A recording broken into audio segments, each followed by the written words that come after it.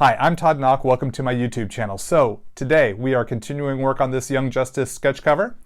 Hopefully you had a chance to check the sketch video as well as each of the 3 inking videos. And if you missed them, I got them linked in the video description below. But today we're going to get to work on coloring, and we're going to color up Impulse with Copic Sketch. But before we get to that, Young Justice Volume 1 hardcover omnibus, coming to your local comic book shop this Tuesday, December 12th.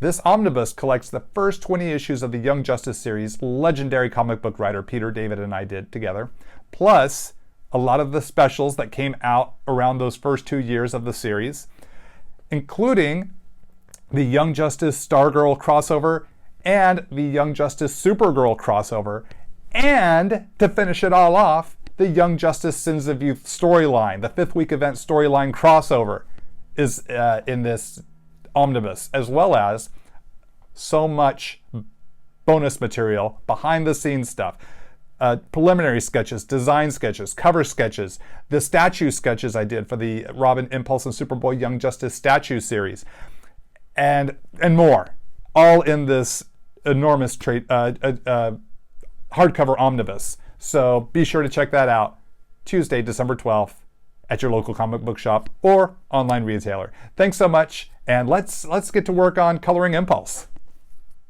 Okay, so here we go. Here's the current line art, the actual line art I should say, and we're going to just zoom in here a little closer on Impulse and see what we can do here. Now I'll be using Copic Sketch Markers, and I'll be posting the color codes for each marker down below here as I color. So if you want to know which color I used at any given moment, should be listed there for you. So we're going to start off here. Now I like to work, when it comes to Copic markers, I like to work from dark to light. So I start with my darker shades of these lighter skin tones, Caucasian-like skin tones. I start with a darker shade first, and then continually work my way lighter, as you'll notice here by the codes, E02, then moving to an E01 here right now. And I'm going to sculpt out with the brush tip. I prefer to use the brush tip more so than the chisel tip.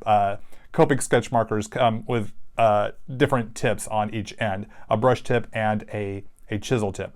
Now I prefer the brush tip because I can, with the amount of pressure I apply, much like when I'm inking, I can get different shapes from the nib of the brush. And I will use that brush tip to sculpt the angles of the face. That's the the point I'm trying to work towards here, is I sculpt the angles of the face with each color that I come in with, but with that each lighter color, I'm blending that darker color into the white area to the lighter color. So it creates this nice fade, a gradation from dark to light.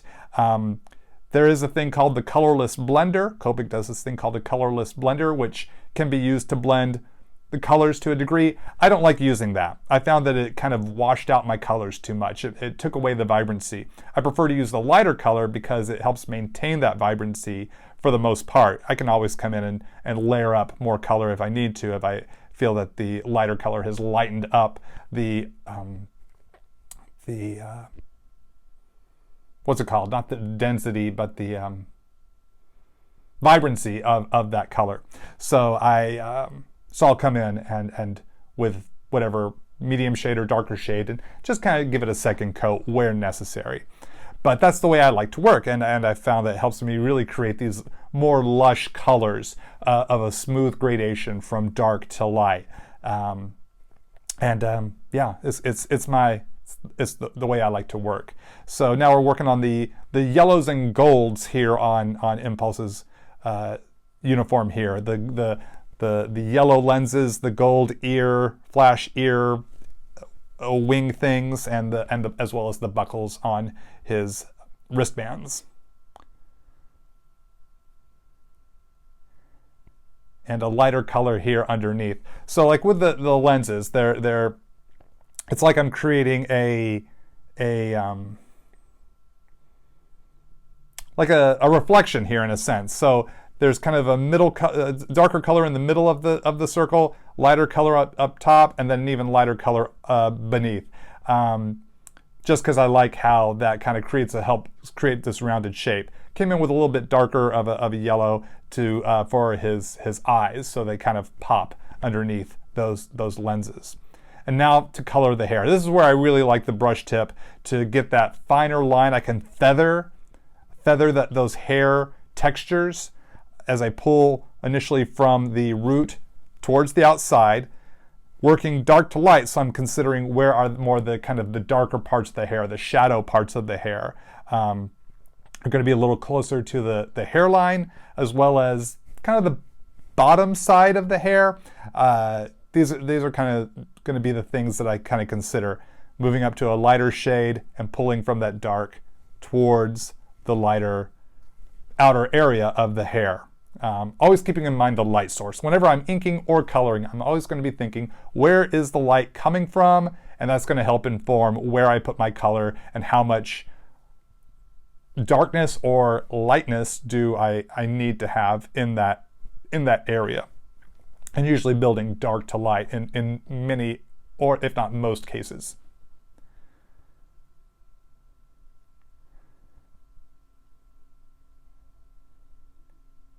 I felt like I needed a little more true brown in his hair, so I changed up to a different shade of brown to kind of help build that darker, more traditional shade of brown. I felt like I was moving too light, where his hair would be more sandy blonde, where his hair is actually more straight brown, more of a traditional brown. So I kind of course corrected here by just adding some more regular brown in there, because I can always come back in with some more lighter colors and pull that towards into the white that I'm leaving open for those lighter highlight sort of areas, which I'm starting to do right now.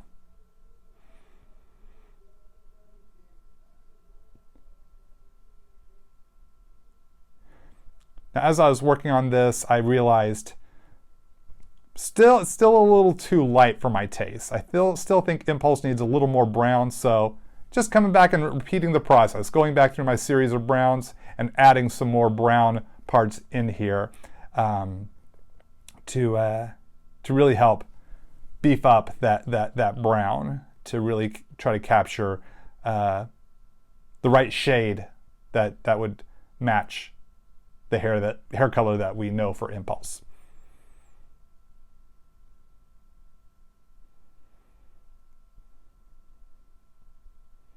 So now that we got the hair squared away, we're going to start in on his costume. So I'm starting with a bit of a darker red, and I'm going to hit those areas that are either covered by the hair, covered up by a different body part, like his chin overlapping his neck, or the shoulder part a little bit distance from his neck. Here at the brow, like through the brow and underneath the eye, different parts here. I'm going to consider the shape of his face, of his skull, of his muscles. The light source coming from above, so darker parts are going to be the opposite side of that, like here at the bottom part of his pectoral muscles. We'll see this go through the palm of his hand, through the midsection here, like right now.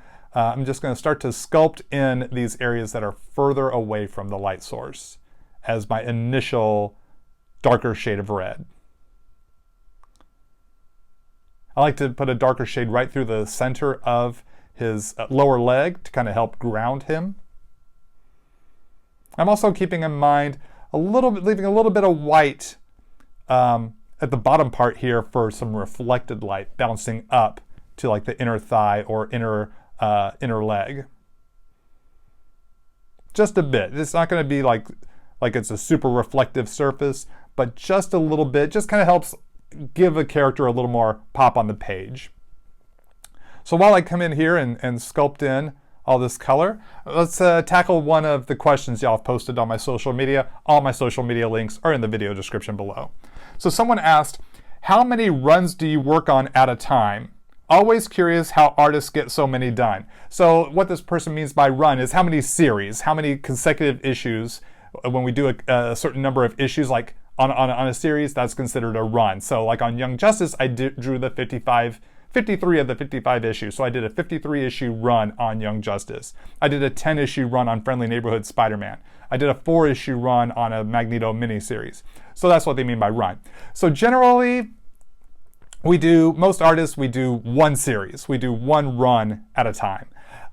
Because, well, for me, for now, since I started penciling and inking my work in 2010, I can only get one job done, only one book done, one comic book done per month. That's 20 pages to get done within 4 to 5 weeks on average. That's 5 weeks is what an editor tries to get us, which is a really generous, I think, deadline for the type of work we do.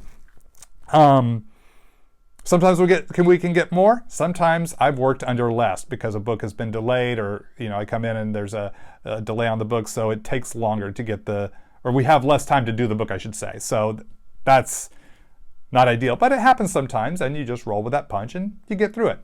Now, I have, back before 2010, when I used to just pencil my artwork and I worked with an inker, I had a little more time in my schedule, so I actually have done 2 series at the same time. I drew the Friendly Neighborhood Spider-Man series and the the Teen Titans Go series. Now, when I say Teen Titans Go, it is the comic book based on the adventure cartoon, the first cartoon. We were the first Teen Titans Go, written by Jay Torres. Great guy, great writer, good friend, great friend. Jay Torres, gosh, we had a lot of fun doing that Teen Titans comic book series based on the first cartoon. We were called Teen Titans Go first. The title was so good, they decided to make a Teen Titans cartoon and also comic book based on that with the more humor based. But we were the adventure based. We were the continuing adventures of the original Teen Titans cartoon. So I did both that series and Friendly Neighborhood Spider-Man at the same time. I'd draw an issue of Spider-Man, then Teen Titans, Spider-Man, Teen Titans, just kind of ping-ponged back and forth. But that was back in 2003 to 2009. Have not worked like that since then. And just because my workload's a lot heavier now that I do pencils and inks. It'd be impossible for me to do 2 books in 1 month.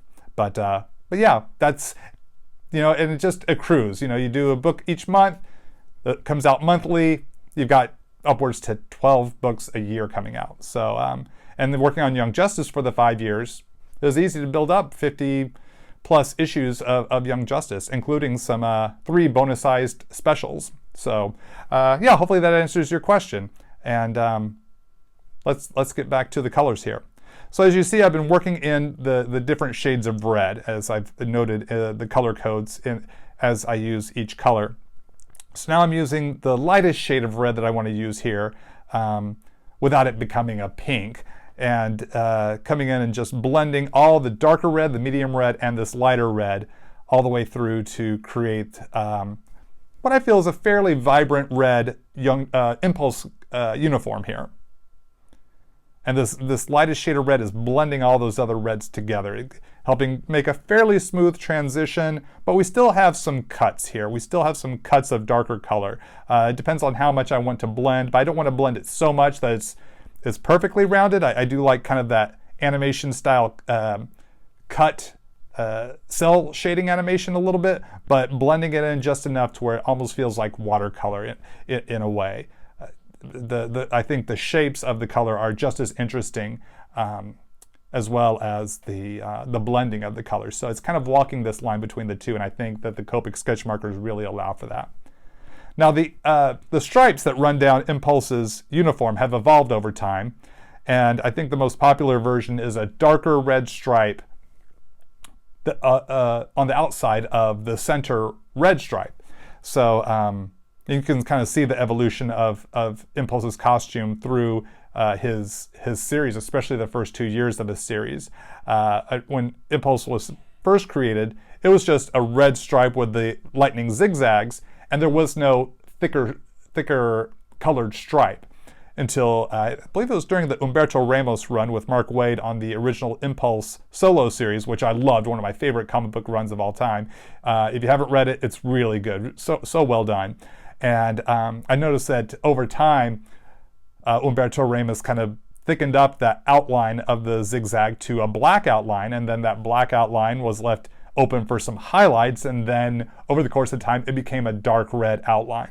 And so I think it really helped. It's kind of a unique look to Impulse's costume, and I wanted to continue that tradition, or that look that had been established. So starting with this darker red, and then the same dark red I used for his regular red of his costume, using that as the lighter red of his inner stripes here. So it helps create just enough of a delineation between the red and the darker red.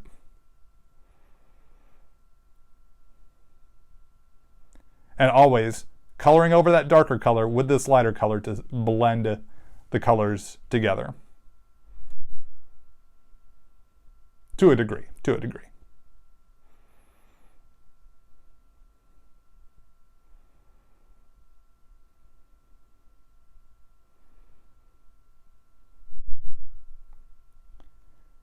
Now, some people have asked, what Copic color set do they need to buy to work in the world of comics? Really, you don't have to buy any Copic markers to work in the world of comics. There have been artists that have used Copic markers in their illustration of comics, but that's few and far between. And no, I don't really know of any comic that is entirely colored with Copic markers.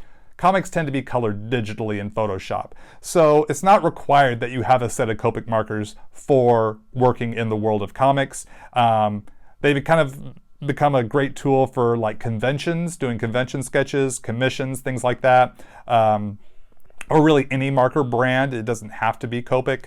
There are a lot of other great brands out there. Arteza, Touch is really great.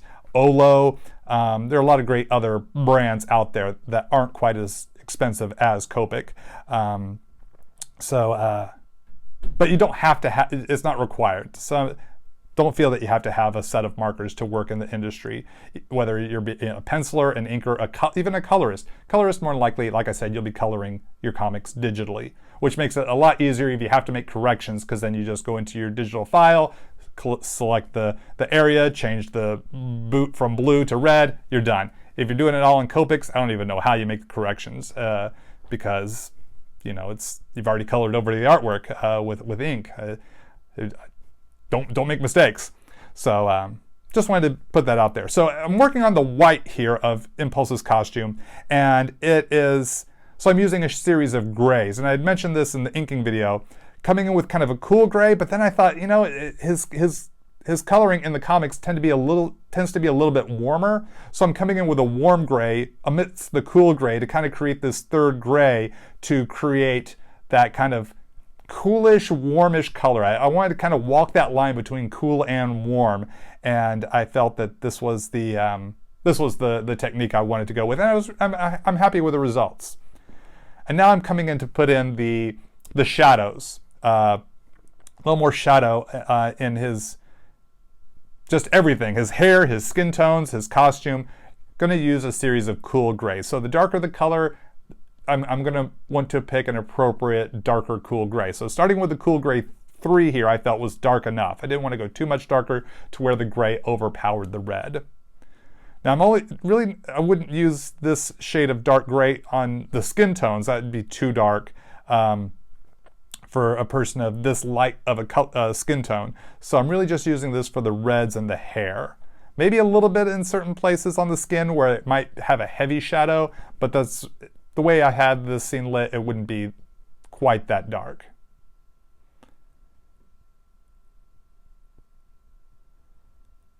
Maybe a little bit under the arm there, because it's really, the arm is going to really create a heavier shadow, because it's the mass there is gonna cover up a lot. So it'd be very difficult for much light to get there. So I'm gonna want that little bit of a heavier shadow, just a little bit.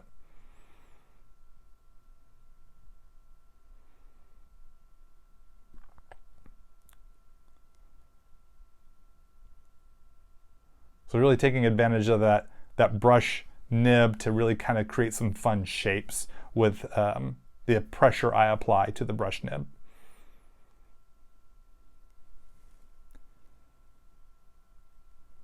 And coming in with a lighter, cooler gray for the lighter colors like his skin tone and the yellows. Here, the cool gray 1. which is also the name of my favorite Copic fragrance. Cool gray one. Smells so good. Dad joke in progress. Dad joke has landed. We're moving on. So now coloring in some of the dust that Impulse is kicking up from his skid to a stop here. And using just a series of grays.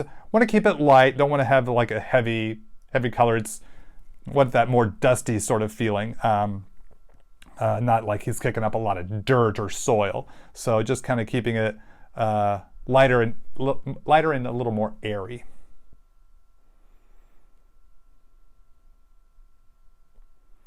Throwing in a little bit of light blue in there too, just to kind of help differentiate the dust from the grays in his costume. And now for the speed trail here, using a lighter shade of red here that borderlines on like a almost dark pink in a way. And that's pulling from his body just a little bit here. Going to try to create a bit of a gradation.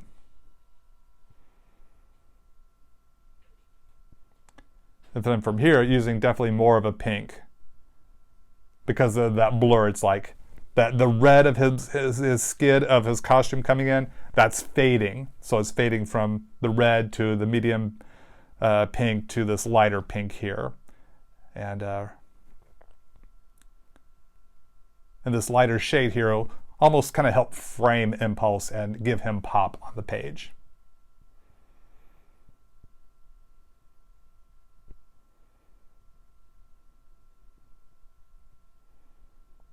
And covering over that medium shade red with this lighter pink to help create that blended blur.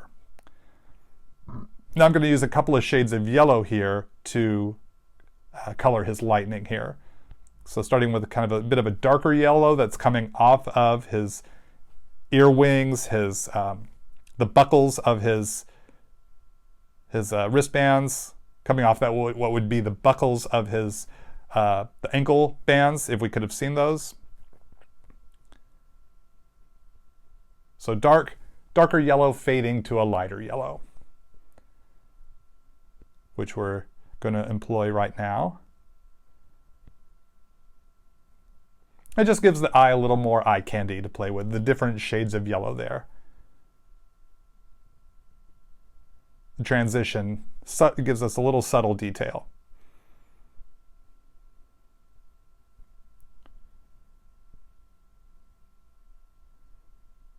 The brush nib helps me kind of get into those thinner areas with just a lighter touch of pressure. Helps me just get just that little bit of thin yellow I need to fill in those lightning bolt lines.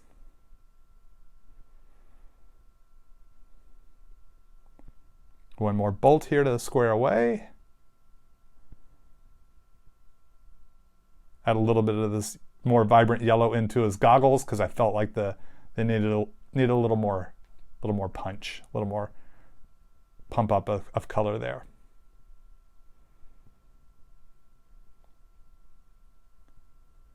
All right, and there are the colors for Impulse. So let's wrap this video up. And there we go. There are the colors for Impulse. A lot of fun to do, and we just have 2 more videos left, the Robin colors and the Superboy colors. Then this piece is done. Appreciate you hanging out with me. I hope you had fun. Maybe you learned something. If you liked the video, please leave it a thumbs up. That helps a lot. As well as, not subscribed yet? Go ahead and hit that subscription button. Set your notifications accordingly so you don't miss out on any of my future uploads. And feel free to leave a comment, share the video. All that support goes a long way. Thanks so much for hanging out, and I'll see you again real soon for those Robin colors coming up next. Until then, I'm Todd Nauck. Keep on drawing, keep having fun. Take care, everyone. Bye-bye.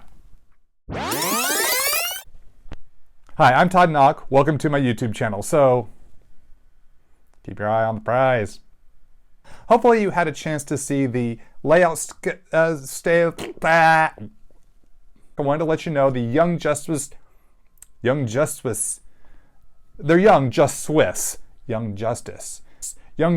Omnibus Volume 1 comes out in stores this coming Tuesday. I should know the date. Take 2. Or is it take 3? the writer Peter David and I, as artists, we are the Young Justice Sins of Youth fifth week. Oh my gosh, this is taking forever. With all that said, let's get to inking, or not inking, coloring.